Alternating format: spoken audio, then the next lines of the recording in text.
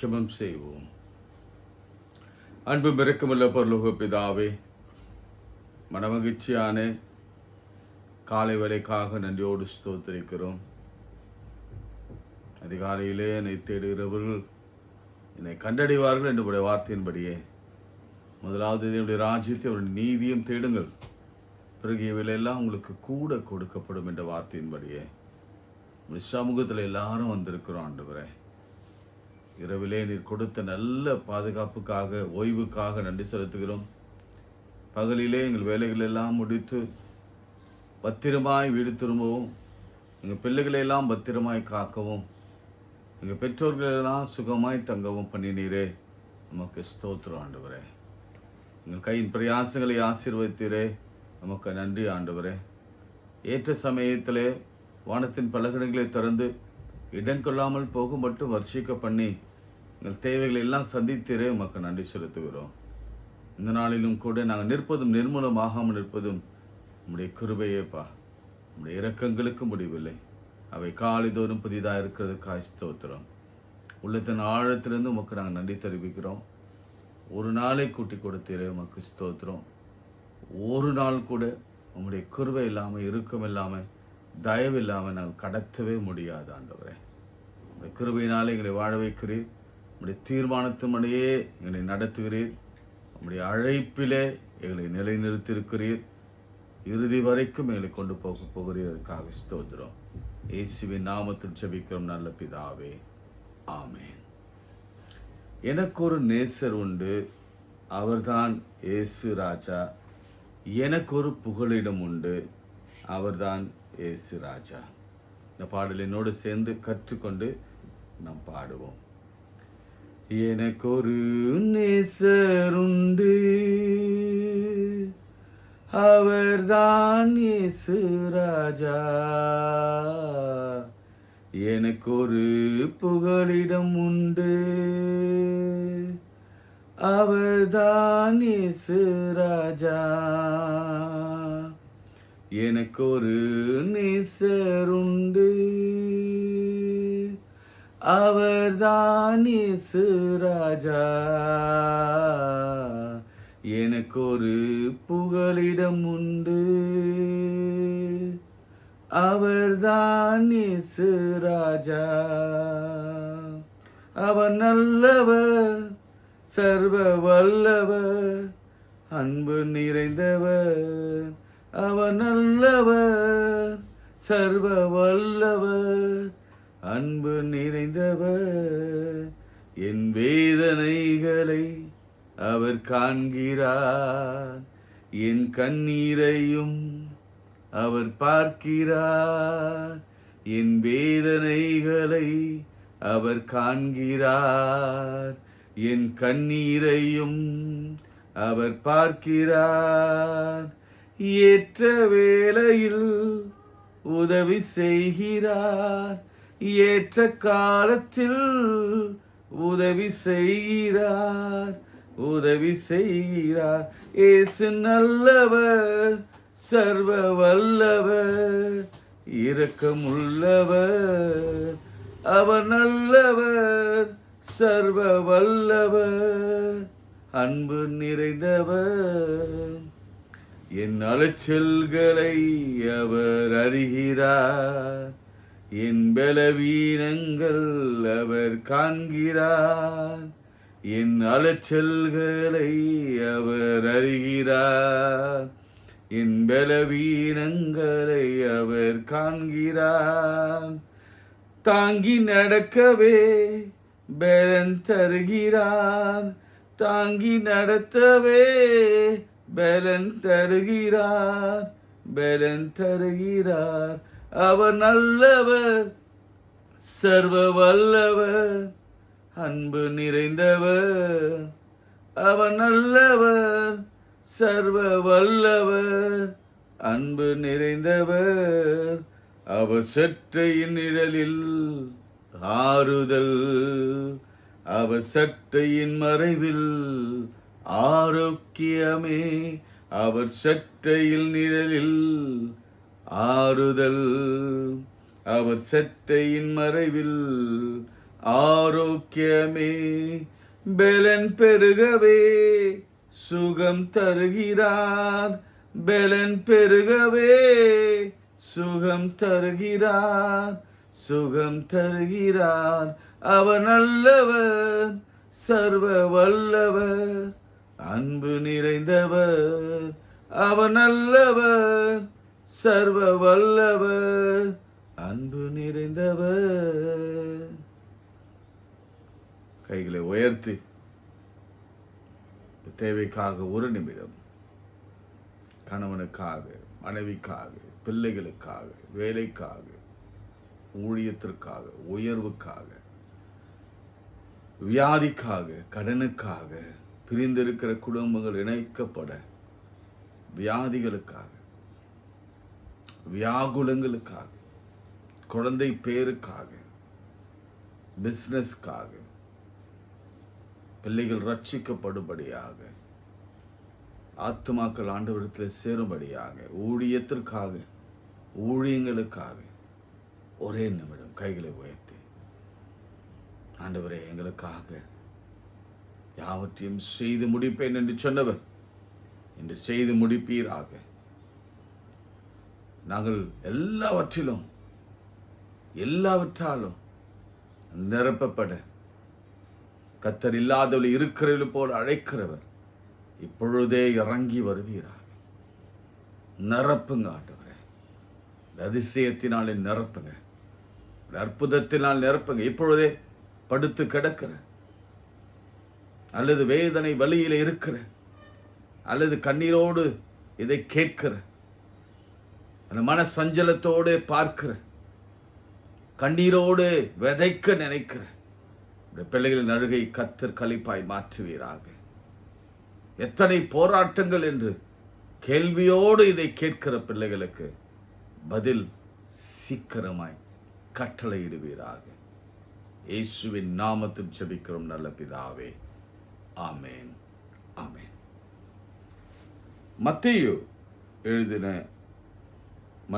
Mark எழுதின நற்செய்தி நூல் 8ஆம் அதிகாரம்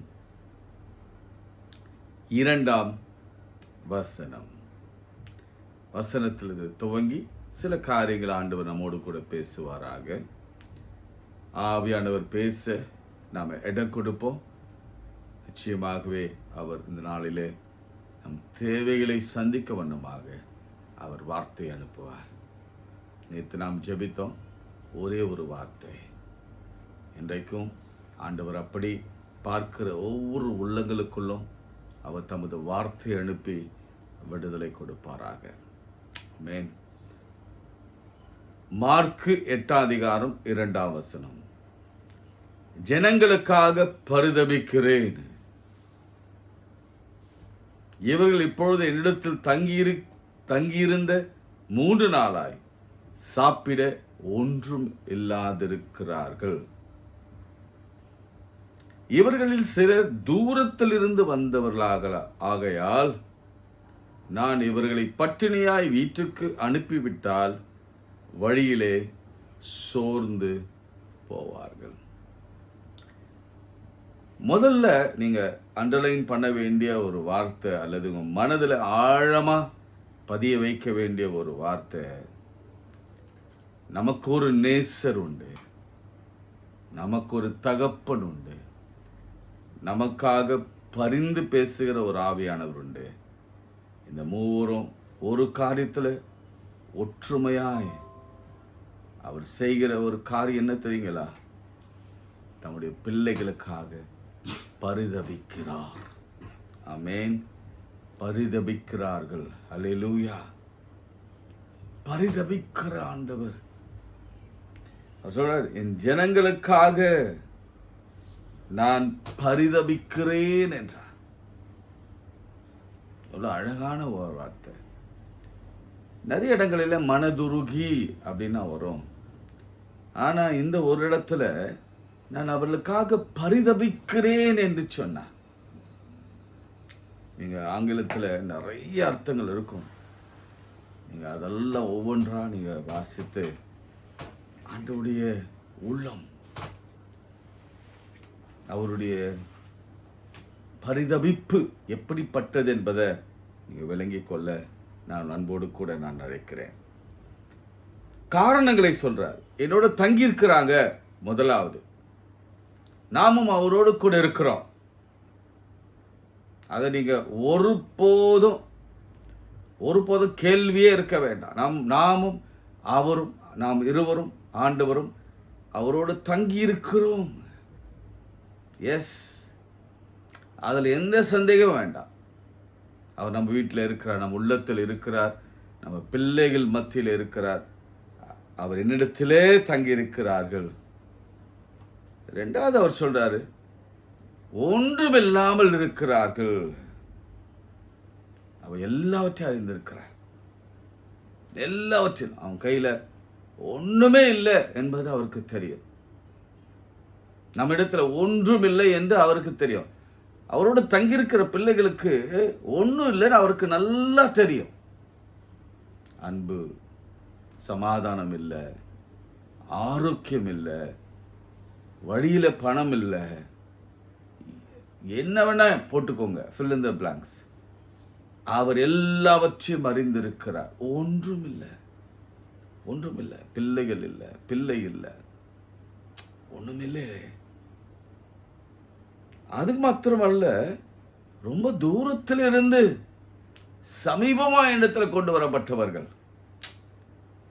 அது மாத்திரமல்ல, இங்க பாருங்க, இந்த வனாந்தரத்திலே அவங்க தூரத்திலிருந்து வனாந்தரத்திற்கு அவரை தேடி வந்தவர்கள். நாமும் கூட அவரை பார்க்கும்படியாக அனுதினமும் தேடிக்கொண்டிருக்கிறோம்ல, காலைதோறும் தேடிக்கொண்டிருக்கிறோம். நேரம் கிடைக்கும் பொழுதெல்லாம் அவருடைய வார்த்தையை கேட்கும்படி ஆவலாய் காத்திருக்கிறோம். விடாய்த்த ஆத்துமாக்களை போல. ஒருவேளை நம்முடைய வாழ்க்கை வனாந்தரமான வாழ்க்கையா இருக்கலாம். பாருங்க, ஒன்று நம்ம அவரிடத்துல தங்கி இருக்கிறோம், அவர் நம்ம இடத்துல தங்கி இருக்கிறார். ஆனாலும் நம்ம இடத்துல ஒன்றுமில்லை என்றார் அவர் அறிந்திருக்கிறார்.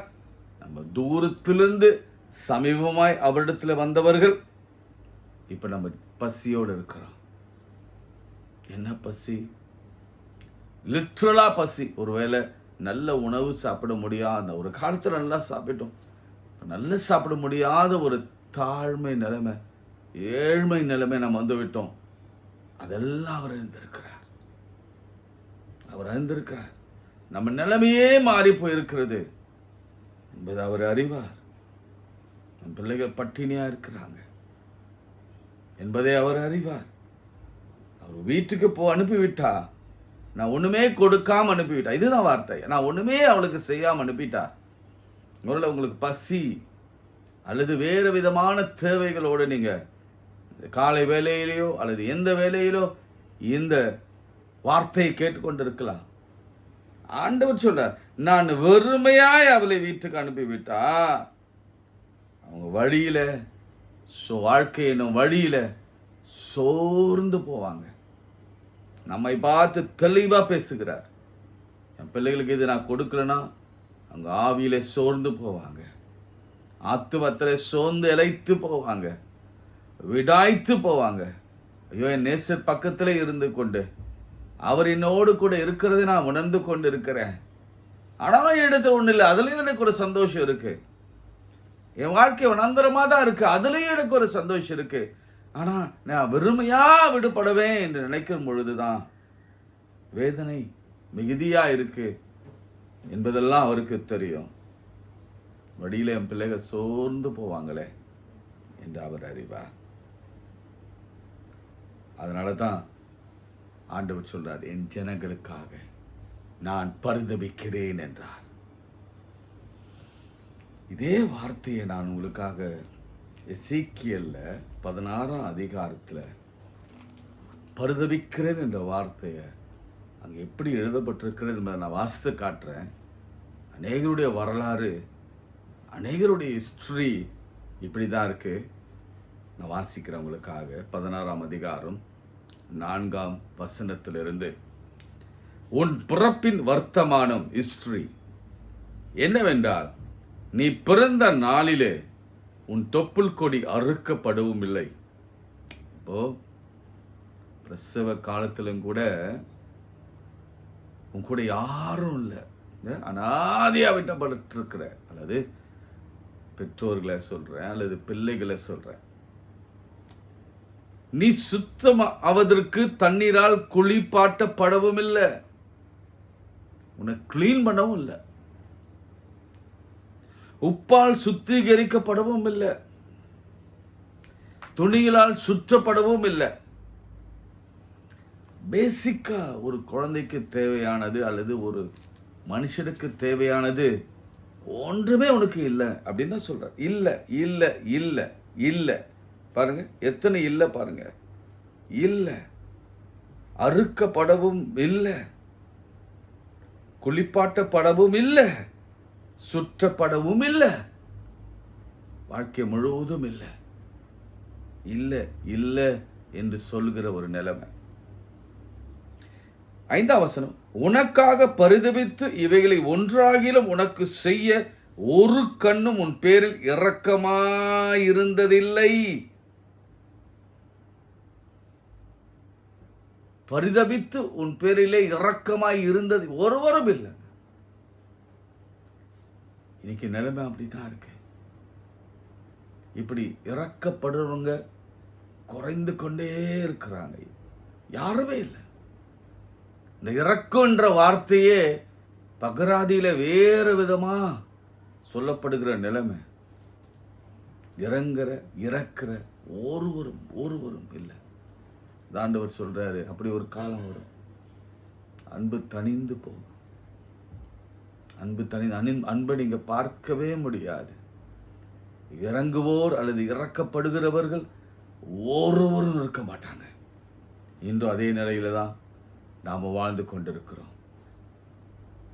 யாருமே நமக்கு இறங்கி உதவி செய்ய உன் பேரிலே உனக்கு எவரும் இல்லை. இன்னும் நான் தெளிவாக வாசிக்கிறேன்.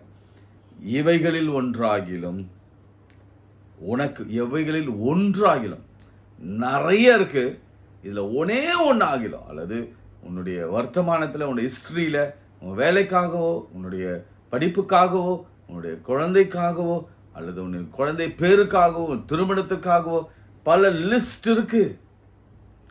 அந்த லிஸ்ட்ல ஒன்றையாகிலும் உனக்கு செய்ய ஒரு கண்ணும் உன் பேரில் இரக்கமாய் இருந்ததில்லை. பாருங்க, நீ பிறந்த நாளிலே நீ அருவருக்கப்பட்டதினால, நீங்க இன்னும் அருவருக்கப்படுகிறோம்ல, பலரால் அருவருக்கப்படுகிற ஒரு நிலைமை. இதுதாங்க ரொம்ப மோசமான பெயின்ஃபுல் லைஃப். நம்ம ஒருத்தர் அருவருக்கிறாங்க நம்ம அப்படின்னு நினைக்கிற பொழுதுதான் உள்ளம் கொதிக்கும். இத்தனை நாள் நேசித்தாங்க, ஆனால் இப்போ அருவருக்கிறாங்கன்னு நினைக்கும் பொழுதுதான் உள்ளம் உடைந்து போகும். அப்படிப்பட்ட ஒரு நிலையில யாரோ ஆண்டவரை நோக்கி பார்த்து கொண்டிருக்கிறீங்க. அருவருக்கப்பட்டதினாலே வெளியிலே எரிந்து விடப்பட்டாய். நீ வெளியிலே எறிந்து விடப்பட்டாய். உன்னை கேட்க நாதி இல்லாம உன்னை தூக்கி தூர போட்டாங்க. எரிந்து விடப்பட்டாய். எப்பதான் ஆண்டவர் ஒரு பெரிய மிராக்கிள் நடக்குது பாருங்களேன். அப்படியே விட்டுற மாட்டார் ஆண்டவர். கவலையப்படாதீங்க, அப்படியே விட்டு. ஏன்னா நமக்காக பரிதபிக்கிற ஒரு ஆண்டவர் இருக்கிறார்.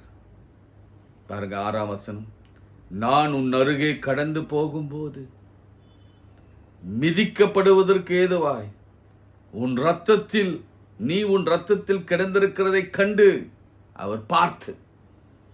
நம்ம புதிய ஏற்பாட்டில் அநேக அற்புதங்களை அவர் கண்டு, அவர் அறிந்து, வெண்ணாட்களாய் வியாதை சென்று அறிந்து, அவர் பார்த்து, அந்த 18 வருஷமாய் பார்த்து, இப்ப பாருங்க, கண்டு உன் ரத்தத்தில் கிடக்கிற உன்னை பார்த்து ஒரு அழகான ஒரு வார்த்தை வருகிறது. ரேமா மாதிரி, பிழைத்திரு என்றேன். ஆம், உன் ரத்தத்தில் கிடைக்கிற உன்னை பார்த்து பிழைத்திரு என்று சொன்னேன். என்ன அழகான ஒரு வார்த்தை பாருங்க. இன்னைக்கு காலையில கர்த்தர் 2 முறை அதை ஊர்ஜிதப்படுத்துகிறார். திரும்ப வாசிக்கிறேன். உன் ரத்த வார்த்தை வருது, நீங்க அப்படி கெட்டியா பிடிச்சுக்கோங்க. ஆமா, உன் ரத்தத்தில் கிடக்கிற உன்னை பார்த்து, ஒன்றுமில்லாதிருக்கிற உன்னை பார்த்து, அருவருக்கப்பட்ட உன்னை பார்த்து, வெளியிலே எரிந்து விடப்பட்ட உன்னை பார்த்து, உடையில்லாதிருக்கிற உன்னை பார்த்து, தொப்புள் கொடி அறுக்கப்படாமல் இருக்கிற உன்னை பார்த்து, குழந்தை பேர் இல்லாமல் இருக்கிற உன்னை பார்த்து ஆண்டவர் சொல்லுகிறார், நீ பிழைத்திரு, பிழைத்திரு என்று உனக்கு நான் சொல்லுகிறேன். அதுக்கப்புறம் நீங்க 8ஆம் வசனத்தை ஆண்டவர் இப்படி முடிக்கிறார், நான் உன் அருகே கடந்து போன போது உன்னை பார்த்தேன், இதோ உன் காலம் பருவ காலமாய் இருந்தது. அப்பொழுது என் வஸ்திரத்தை உன்மேல் விரித்து உன் நிர்வாணத்தை மூடி உனக்கு ஆணையிட்டு கொடுத்த உன்னோடு கூட உடன்படிக்கை பண்ணினேன் என்று கர்த்தராகிய ஆண்டவர் சொல்லுகிறார். இவ்விதமாய் நீ என்னுடையவளாவாய். ஆமென். நான் உனக்காக பரிதபிக்கிறேன். நீ என்னுடையவள். நான் உன்னை வெறுமையாய் அனுப்ப நான் விரும்பவே மாட்டேன். நமக்காக பரிதபிக்கிற ஒரு நேசர் அவர் இருக்கிறார். பிரியமானவர்களே, மார்க்கில் நம்ம வாசித்தோம், அவர்களுக்கு உணவளியுங்க என்று அவர் கட்டளையிட்டார். நீங்கள் பல இந்த 5 அப்பம் 2 மீன், இது ஆக்சுவலி 7 அப்பங்களும் 7 அப்பங்கள் உண்டு என்றார்கள். அந்த நிகழ்ச்சியில் நீங்கள் பார்க்கும் பொழுது, அதை வாசிக்கும் பொழுது அதை பற்றி நம்ம பிறகு தியானிப்போம். அதில் அவளை உட்கார வைங்க என்று கட்டளையிடுவார். அந்த வார்த்தை பாருங்க, அவளை உட்கார வை, நான் பார்த்துக்கிறேன். உங்கள்கிட்ட என்ன இருக்குதுன்னு கேட்பாரு. என்கிட்ட இவ்வளோதான் இருக்குது பணம் அப்படின்னு சொல்லுவாங்க. இது போதாது, உட்கார வை, நான் பார்த்துக்கிறேன். இன்னைக்கு ஒரு கட்டளை பிறப்பிக்கப்படுகிறது. உங்களுக்கு பரிதபிக்கிற ஆண்டவரால் ஒரு கட்டளை பிறப்பிக்கப்படுகிறது. உட்காரவை நான் அவர்களுக்கு திருப்தியாக அனுப்ப விரும்புகிறேன். உட்காரவை அவருக்கு நான் சாப்பாடு கொடுக்கிறேன். உட்காரவை அவர்கள் சோர்ந்து போக நான் பார்த்துக் கொள்கிறேன். உட்காரவை அவர்களை திருப்தி அனுப்புகிறேன். உட்காருங்க, அவர்களுக்கு நான் மீதம் எடுக்க செய்வேன். உட்காரவை கட்டளை பிறப்பிக்கப்படுகிறது. உட்காரவை ஒருமையா அனுப்ப எடுக்க விருப்பம் இல்லை. உட்காரவை புல்லுள்ள இடங்களில் உட்கார வைத்தார். அமர்ந்த தண்ணீரண்டை உட்கார வைத்தார். தலை எண்ணெயால் அபிஷேகம் பண்ணினார். நம் பாத்திரம் நிரம்பி வடிகிறது. சாப்பிட்டு திருப்தி அடைந்து, பாருங்க, திருப்தி அடைந்து. 8ஆம் வசனம் எங்கிருந்து வரும்னு கேட்டாங்க. 4வது வசனத்தில் ஆண்டவர் ஒரு கட்டளையை போட்டார். நீங்க எல்லாம் சேர்த்து வாசிங்க. கட்டளை போட்டு அவர் சொல்றாரு, எல்லாரும் சாப்பிட்டு திருப்தி அடைந்தார்கள். மீதியான துணிக்கைகளை 7 கூடை நிறைய எடுத்தார்கள். சாப்பிட்டவர்கள் ஏறக்குறைய 4000 பேர்களாக இருந்தார்கள். பின்பு அவர் அவர்களை அனுப்பிவிட்டார். திருப்தியாய் அனுப்பிவிட்டார். மகிழ்ச்சியாக அனுப்பிவிட்டார். சந்தோஷத்தோடு அனுப்பிவிட்டார். அவர் சோர்வை நீக்கி, வியாதியை நீக்கி, பலவீனத்தை நீக்கி அனுப்பிவிட்டார். பிரியமானவர்களே, இந்த காலை வேளையிலும் கூட கர்த்தர் ஒவ்வொருவரோடு கூட பேசிக்கொண்டிருக்கிறார். என்னால் மீதம் எடுக்க முடியவில்லையே. அப்படி ஒருத்தர் ஜெபம் பண்ணுறத நீங்கள் தினந்தோறும் ஜெபம் பண்ணுறதை ஆண்டவர் கேட்டுக்கொண்டிருக்கிறார். நிச்சயம் ஒரு நாள் வரும். அதுவும் சீக்கிரம் வரும். உடனே ரொம்ப நாள் தள்ளிப்பட வேண்டிய அவசியம் இல்லை. மீதம் எடுக்க வைப்பார். நிச்சயமாகவே நடக்கும். நிச்சயமாகவே நடக்கும். ஏன்னா நமக்காக பரிதபிக்கிற ஒரு ஆண்டவர் இருக்கிறார். நம் உள்ளத்தை அறிந்தவர், நம்முடைய உணர்வுகளை அறிந்தவர், நம் சஞ்சலங்களை அறிந்தவர், நம் வேதனைகளை அறிந்தவர், நம்முடைய வியாகுலைகளை அறிந்தவர். ஏனென்றால் அவருக்கு பசி உண்டாயிற்று. அவரும் ஏழ்மையிலே வாழ்ந்தார். அவருக்கும் பணம் இல்லாமல் இருந்தது. ஏன்னா நம்ம இடையில நம்ம பார்த்தோம், அவருக்கு ஒரு வெள்ளி பணம் கூட இல்லாத ஒரு நிலையில அவர் வாழ்ந்தார். அவரும் நம்மை போல பாடுபட்டு, நம்மை போல துக்கப்பட்டு, நம்மை போல வேதனை அடைந்து, நம்மை போல இழப்புகள் சந்தித்து, நம்மை போலவே வாழ்ந்தவர். அவர் நம்ம உணர்வுகள் எல்லாம் அவருக்கு தெரியும். அவரும் தள்ளப்பட்டார். அவரும் புறக்கணிக்கப்பட்டார். அவரும் எரிந்து விடப்பட்டார். அவருக்கு மாற்று வஸ்திரம் இல்லாம அனாதையாய் சிலுவையிலே தொங்கினார். ஓ, அதெல்லாம் அவருக்கு தெரியும். வேதனை அறிந்திருக்கிறார். ஒருவேளை இந்த சூழ்நிலை நான் தனித்து விடப்பட்டிருக்கிறேன் என்ற ஒரு நிலைமையில நீங்க கண்ணீரோடு கூட இதில் இருக்கலாம். உன் பிள்ளைகளுக்காக என்ன நடக்குமோ, ஐயோ நான் செத்தாலும் என்னை பார்க்க ஒருவரும் வரமாட்டாங்களே என்ற ஒரு நிலையில நீங்க இருக்கலாம். எனக்காக பரிதவிக்கிற ஒருவரும் இல்லையே, கவலைப்படாதீங்க. நமக்கு ஒரு நேசர் உண்டு, நமக்கு ஒரு தகப்பன் உண்டு, நமக்காக பரிந்து பேசுகிற ஒரு ஆவியானவர் உண்டு, பரிதபிக்கிற ஆவியானவர் உண்டு, பிரதான ஆசாரியர் உண்டு. நமக்காக யாவையும் செய்து முடிப்பார். இன்றே எப்பொழுதே செய்வார். அதுதான் எப்பொழுதும் என்னுடைய விசுவாசம். அவர் இன்றே நன்றே எப்பொழுதே செய்வார். அவர் செய்வதெல்லாம் நன்றாயிருக்கும். ஜெபம் செய்வோம். இரக்கமுள்ள ஆண்டவரே, மீண்டுமாய் உடைய வசனத்தை கேட்டோம். உடைய வார்த்தையிலே நாங்கள் உறுதியாய் நிற்கிறோம். நீர் எங்களுக்காக பரிதபிக்கிற ஆண்டவர். உங்கள் தேவைகளை சந்திக்க நீர் வந்துவிட்டபடினாலே ஸ்தோத்திரம். நான் கடந்து போன போதே, ஓ க்ளோரி, ஒவ்வொரு வீடுகளாக கடந்து போங்க ஆண்டவரே. ஓ தேங்க்யூ லார்டு. ஒவ்வொரு நிமிடங்களிலும் பார்க்கிற பிள்ளைகள் வீட்டில் அவருடைய வாழ்க்கையில் கடந்து போங்க. இரத்தத்தில் கிடந்த உன்னை, ஓ க்ளோரியஸ் ஃபாதர், ஓ தேங்க்யூ லார்டு. ஓ இழப்பின் மத்தியில், வெறுப்பின் மத்தியில், புறக்கணிக்கப்பட்டு, ஓ துரத்தப்பட்டு, அப்புறப்படுத்தப்பட்டு, வேதனையோடு உடையில்லாமல் ஆண்டவரே நிர்வாணமாக இருக்கிற உங்களுடைய வாழ்க்கையில் வேதனையோடு இருக்கிற பிள்ளைகள் வாழ்க்கையில் நீங்கள் கடந்து போய் அவர்களை பார்த்து பிழைத்துரு. அவளை பார்த்து, சீஷலை பார்த்து வனாந்தரம் அப்படின்னாங்க, உட்காரவை. வனாந்தரத்தில் நான் அப்பத்தை நான் வானத்திலிருந்து கொண்டு வருவேன். அந்த எகிப்தில் இருந்த பிள்ளைகள் வெளியே வந்த இஸ்ரவேல் மக்களுக்கு அப்பத்தினாலே போஷித்தேன் ஆண்டவர். இன்றும் கூட உங்களுக்கும் எனக்கும் அதே அப்பத்தை மன்னாவா கொடுக்க போகிறார். நாம் திருப்தியாய் போக போகிறோம். குறைவுகள் எல்லாம் நீக்கப்பட்டவர்களாய் நம் உலகத்துக்குள்ளே கடந்து போக போகிறோம். வேதனை நீக்கப்பட்டவர்களாய் கடந்து போக போகிறோம். வெறுமையாய் வந்தோம், நிறைவாய் போக போகிறோம். ரூத்தா தான் சொன்னான், நகோமியா தான் சொன்னாங்க, வெறுமையாய் வந்தேன், இப்போ நிறைவாய் இருக்கிறேன். வாழ்க்கை நிறைவாய் மாற்றப் போகிறார். ஓ திருப்தியாய் மாற்றப் போகிறார். கர்த்தர் அனுகூலமாய் மாற்றப் போகிறார். எல்லா காரியங்களையும் நல்ல நடத்த போகிறார். அவர் நன்றாய் செய்ய போகிறார். ஆண்டவரே, வியாதியில் இருக்கிற பிள்ளைகளை பெரிய சுகத்தை கொடுத்து ஆசீர்வதிங்கப்பா. தேவையில் இருக்கிற பிள்ளைகளுக்கு தேவை சந்திக்கப்படட்டும். திருமணம் ஆகட்டும், வேலை கிடைக்கட்டும், குழந்தை பாக்கியம் உண்டாகட்டும், கேன்சர் குணமடையட்டும், அல்சர் குணமடையட்டும், இருதயம் சீராகட்டும், தலைவலி நீங்கட்டும், கண் பார்வை தெளிவடையட்டும், எலும்பிலே காணப்படுகிற வியாதிகள் எல்லாம் மறைந்து போகட்டும். பக்கவாதங்கள் இயேசுவின் நாமத்தினாலே, ஸ்பெஷல் சைல்ட்ஸ் எல்லாம் இயேசுவின் நாமத்தினாலே, இந்த அடிக்ஷன் இயேசுவின் நாமத்திலிருந்து விடுதலை வரட்டுப்பா. பிள்ளைகள் ஆண்டவரே, உங்களுடைய பிள்ளைகள் பரிசுத்தமாய் வாழட்டும். உங்களுடைய பிள்ளைகளுக்காக செபிக்கிறேன், பெற்றோருக்காக செபிக்கிறேன், வாலிப பிள்ளைகளுக்காக செபிக்கிறேன், சிறு குழந்தைகளுக்காக செபிக்கிறேன். ஆண்டவரே, எங்கள் வருமானத்தை கர்த்தர் பெருக பண்ணுவீராக. எங்களுக்கு வேண்டியதை கொடுத்து ஆசீர்வதிங்க. இயேசுவின் நாமத்தில் செபிக்கிறோம் பிதாவே, ஆமென்.